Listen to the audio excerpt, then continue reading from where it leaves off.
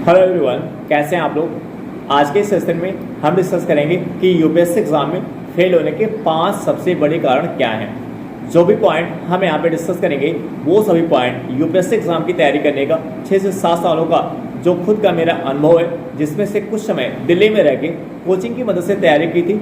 After date self study के माध्यम से उस अनुभव के आधार पर डिस्कस करेंगे। ऐसे में यदि आप इस वीडियो के अंत तक बने रहेंगे तो आपको ये सीखने को मिलेगा कि आपको अपनी तैयारी के दौरान क्या करना है और आपको क्या करने से बचना चाहिए। तो आइए डिस्कस करते हैं। तो जो प्रथम कारण है इस एग्जाम में फेल होने का, वो है मल्टीपल सोर्स का यूज़ करना। क्योंकि जब आप मल्टीपल सोर्स का यूज़ करते हैं तो आपका फोकस एक पॉइंट पे नहीं बन पाता है। ऐसे में जब आपका फोकस नहीं बन पाता है तो जो कॉन्सेप्ट बेस्ड पॉइंट होते हैं, जो फैक्ट बेस्ड पॉइंट होते हैं, उससे रिलेटेड जो आपको इन्फॉर्मेशन चाहिए, जो एक बेहतर अंडरस्टैंडिंग आपको चाहिए, वो आपके दिमाग में बैठ नहीं पाता है। आपका उस टॉपिक पे एक बेहतर पकड़ नहीं बन पाता है। चीज़ें आपको अच्छे से लिंक करनी नहीं आती, आप उसको कनेक्ट नहीं कर पाते हो, क्योंकि आपका उस पर फोकस नहीं है। और जब फोकस नहीं है तो चीज़ें आपके दिमाग में अच्छे से बैठेगी नहीं। यानी अगर चीज़ें जो आप चीज़ें पढ़ रहे हो, कोई भी टॉपिक आप पढ़ रहे हो, अगर उस पर आपको एक बेहतर अंडरस्टैंडिंग बनानी है, एक बेहतर समझ बनानी है, तो उस पर आपका फोकस होना चाहिए। बार बार उसकी आपको रीडिंग करनी, आप बार बार आपको उसकी रीडिंग करनी चाहिए। और ये तभी संभव होगा जब आपका सोर्स क्या होगा, सिंगल सोर्स होगा।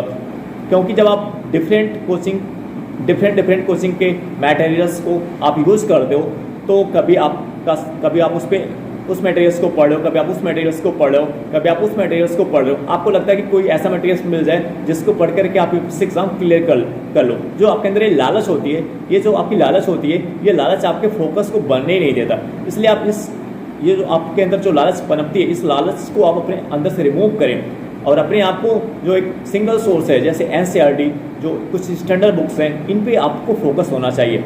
आप डिफरेंट कोचिंग की मटेरियल्स पे जो अपना समय इन्वेस्ट करते हैं, जो भटक रहे हैं उसके लिए कि किस कोचिंग का मटेरियल्स पढ़ें, इससे अच्छा जो सबसे अच्छा सोर्स है, जो सबसे बेहतर सोर्स है, वो है एनसीईआरटी की बुक है और कुछ स्टैंडर्ड बुक जो आपको पढ़ना पड़ता है।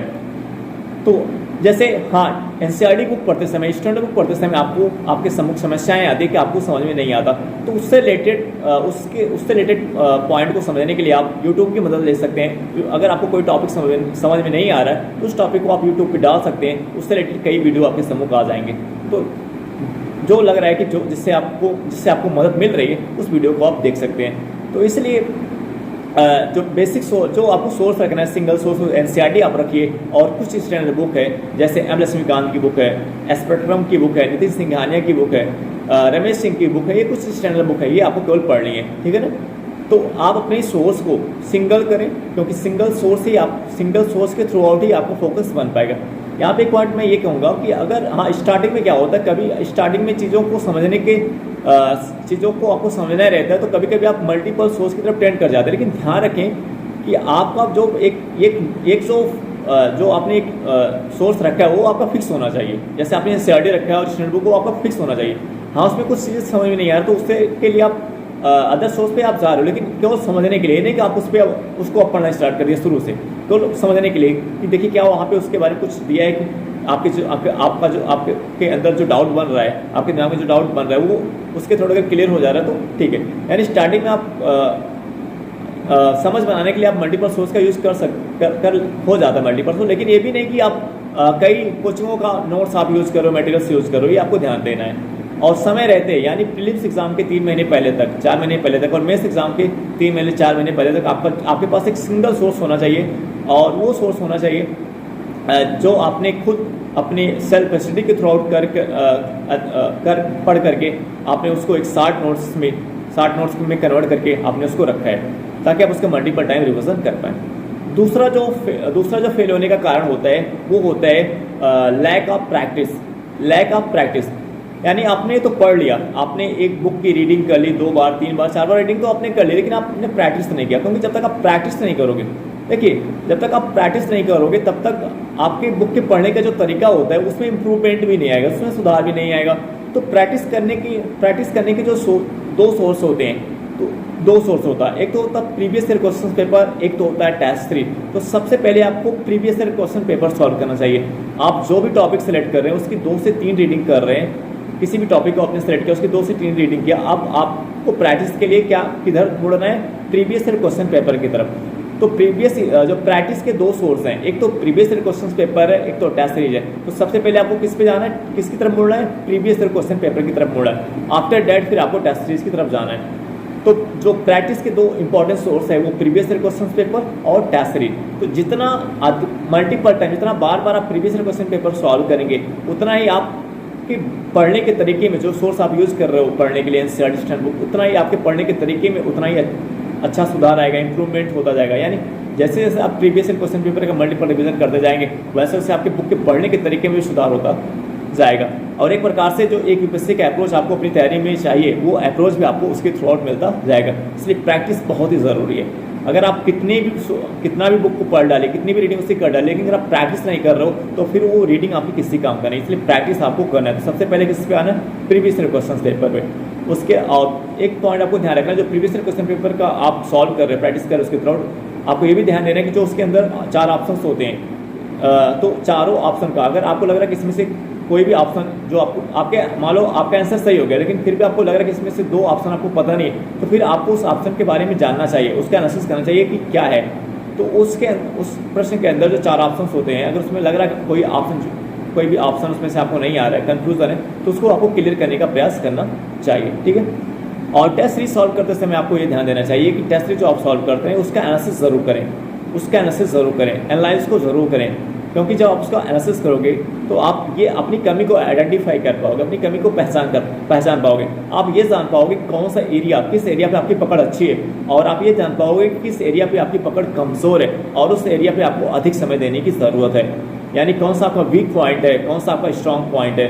तो जो वीक पॉइंट है वहाँ पर आपको ज़्यादा समय देने की ज़रूरत पड़ेगी। इससे आप अपने समय को स्मार्ट तरीके से यूटिलाइज कर पाते हैं, यानी जहाँ ज़रूरत होती है वहाँ पे अपने समय को उपयोग कर पाते हैं। अदरवाइज अपने समय को वहाँ पे यूज़ कर अधिकतर लगा देते हैं जहाँ पे आपको ज़रूरत भी नहीं होती है। तो इसलिए प्रैक्टिस बहुत ही ज़रूरी है। अब बात करेंगे रिवीजन। तो रिवीजन की जो रिवीजन इस एग्ज़ाम के लिए बहुत ही इंपॉर्टेंट है, मल्टीपल रिवीजन बहुत ज़रूरी है। तो अगर आप जैसे बार बार फेल हो रहे हो तो उसमें एक फैक्टर ये भी होता है कि आप सही तरीके से हो सकता है कि रिवीजन नहीं कर पा रहे हो, और आप सही तरीके से रिवीजन तभी कर पाओगे जब आपके पास एक शॉर्ट नोट्स हो। और शॉर्ट नोट्स जब जैसे आप एनसीईआरटी पढ़ रहे हो, आप जो भी सोर्स आप यूज़ कर रहे हो, फिर आप previous year question paper solve कर रहे हो, आप टेस्ट सीरीज सॉल्व कर रहे हो, तो इस दौरान आप पाते हो कि बहुत से ऐसे पॉइंट्स होते हैं जो आपको बार बार भूल जाता है। और एक पता कहाँ से लगता है, जब आप previous year question paper solve करते हो, टेस्ट सीरीज सॉल्व करते हो, 2 सोर्स है जहाँ से आपको पता चलता है कि कौन सी चीज़ें ऐसी हैं जो बार बार आपसे मिस हो जाती है, बार बार आपसे भूल जाती है। तो उन पॉइंट्स के लिए जो चीज़ें आपसे बार बार मिस हो जाती है, जो आपसे बार बार भूल जाती है, उन पॉइंट्स के लिए आप अलग से आपको एक नोट्स बनाना चाहिए, एक शॉर्ट नोट्स उन पर बनाना चाहिए, ताकि आप अपने उसके लिए कुछ अलग एक्स्ट्रा समय निकाल सकें, आप उस पर अधिक समय दे सकें, ताकि जो चीज़ें आपसे बार बार भूल जाती है, जो बार बार आपसे मिस हो जाता है, वो आपको लंबे समय तक याद रहे। ठीक है ना। ये कहाँ से आपको जानकारी मिलेगी, किस एरिया पे आपको प्रॉब्लम्स आती, समस्या आती है, वो आपको प्रीवियस ईयर क्वेश्चन पेपर जब आप सॉल्व करोगे, टेस्ट सीरीज आप सॉल्व करोगे। तो इससे आपका जो रिवीजन करने का मतलब ये नहीं है कि अब रिवीजन में जो चीज़ें आपको आ रही है, जहाँ पे आपकी पकड़ अच्छी है, तो वहाँ पे ज़्यादा समय देने की जरूरत नहीं है। अब जो चीज़ें आपकी वीकनेस है, जो आपकी कमजोरी है, वहाँ पे आपको ज़्यादा समय देना रिवीजन करने के लिए। और वो शॉर्ट नोट्स में ये चीज़ें रहती है, शॉर्ट नोट्स जो आपका होता है वही चीज़ पॉइंट्स में रहता है, जो आपको आप जो तैयारी कर रहे थे और अपनी तैयारी के दौरान जब आप प्रैक्टिस कर रहे थे प्रीवियस ईयर क्वेश्चन पेपर के थ्रू, टेस्ट सीरीज के थ्रू, तो आपको रियलाइज होने लगता है, आपको पता होने लगता है कि अच्छा ये एरियाज आपकी कमजोर, और उसके लिए आप अलग से शॉर्ट नोट्स बना दें ताकि आप उस पर एक्स्ट्रा समय दे सकें। ठीक है ना। तो इसलिए आपको जो अपने रिवीजन को स्मार्ट तरीके से करना है। रिवीजन किस एरिया पे करना है, जो आपके बहुत ही जो वीक पॉइंट है, आपका कमजोर पॉइंट है। हाँ, लेकिन ये भी ध्यान रखना कि जो आपकी स्ट्रांग पॉइंट है, नहीं कि आप उसको एकदम इग्नोर कर दो, आप उस पर भी समय दें, उस पर भी आपको समय देना है, लेकिन जहाँ वीकनेस ज़्यादा, जहाँ पे कमजोरी है, वहाँ पे आपको अधिक समय देना है। ठीक है। नेक्स्ट जो कारण होता है फेल होने का, वो होता है कि डिस्ट्रैक्शन के ट्रैप में फंस जाना। जैसे दोस्त से, किसी फ्रेंड से, आप दोस्त से 5-5 घंटे 6-6 घंटे मोबाइल पे बात कर रहे हो, तो जब आप सुबह उठते ही मोबाइल पे बात करना शुरू कर दिए, या शाम में आपने काफ़ी लंबा समय आपने मोबाइल पे इन्वेस्ट कर दिया बात करने में, तो आप मॉर्निंग के टाइम पे सही समय पे नहीं उठ पाएंगे। और एक पॉइंट ये भी, जब आपने दिन को बहुत ख़राब कर लेते हैं, उधर डिस्ट्रैक्शन के थ्रू बेकार कर लेते हैं, तो आपका जो कॉन्फिडेंस होता है वो गिरने लगता है। जब कॉन्फिडेंस गिरने लगता है तो फिर आपका पढ़ने में मन नहीं लगता। तो इस प्रकार आपकी जो 1 डे 2 डे 3 डे ऐसे आपके खराब होने लगते हैं, आपका समय भी ऐसे लॉस होने लगता है। तो इसलिए आपको ये पॉइंट आपको ध्यान में रखना है कि डिस्ट्रैक्शन से आपको बचना है। आपको ऐसे दोस्त, आपको ऐसे फ्रेंड सर्कल को रखना है जो पढ़ाई से रिलेटेड बिंदु पे बात करते हैं, जिससे लगता है कि आप अगर उनसे कनेक्ट हो तो आपका समय लॉस नहीं होगा। क्योंकि कुछ ऐसे दोस्त होते हैं, आप रूम पे पढ़ाई कर रहे हो और वो आपके रूम पे आ गए और आपको कहीं दूसरी जगह ले जाने के लिए आपको प्रेरित कर रहे हैं, फिर आप उनकी बातों में आ गए, फिर आप उठ करके चल दिए घूमने के लिए।